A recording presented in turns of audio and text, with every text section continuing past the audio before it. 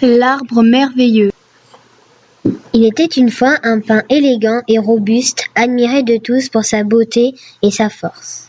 Les hommes faisaient des prières au pied de l'arbre, car ils pensaient qu'il avait des pouvoirs.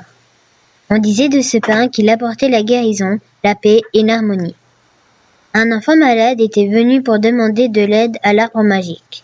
Il lui dit: Soigne-moi, s'il te plaît, j'ai une jambe paralysée et je ne peux pas courir. Je voudrais jouer au ballon avec les autres enfants. Le pin merveilleux fit son travail, et petit à petit l'enfant guérit. Il marcha rapidement, cet homme avait bel et bien des qualités exceptionnelles. Un jour, les dieux mécontents des bêtises des hommes déclenchèrent un terrible orage sur la terre. La foudre frappa la forêt, les nuages étaient noirs et avaient des poils qui envoyaient de l'électricité. Des éclairs rouges comme la colère des dieux sillonnaient le ciel en lançant des étincelles en forme d'étoiles sur la forêt. Cette foudre finit par atteindre le pin magique qui fut blessé.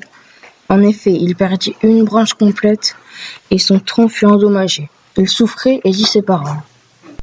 « Aïe, je souffre, plus jamais je ne serai comme avant. » Le pin fragilisé dut subir également une attaque de chenilles processionnaires qui étaient ravis de dévorer un arbre autrefois si puissant.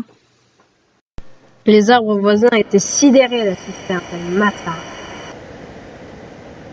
Pour couronner le tout, le méchant champignon Mélam en profita lui aussi pour commencer son attaque. Il colonisa le pin et commençait à le mener à sa perte. L'arbre perdait sa magie, mais le mélam tomba malade car le pin avait encore quelques ressources et quelques défenses. Cela dit, il était très affaibli. Un beau jour, on vit dans le ciel arriver en volant des spores de champignons guérisseurs associés à une algue, le lycos. Il venait sauver le pin et le soigner grâce à ses vertus. En effet, il fabriqua un pansement sur les plaies du pin magique et l'arbre survécut. Le pin merveilleux continua à vivre longtemps et ses écorces reprirent leur vigueur et leur beauté après la cicatrisation. Le champignon fit ses adieux à son ami le pin. La rumeur de la guérison se propagea dans la forêt et le petit garçon revint voir son père préféré. Il l'embrassa tendrement et lui dit: Je suis très heureux de ta guérison. Maintenant, c'est à vous de trouver la morale de notre conte.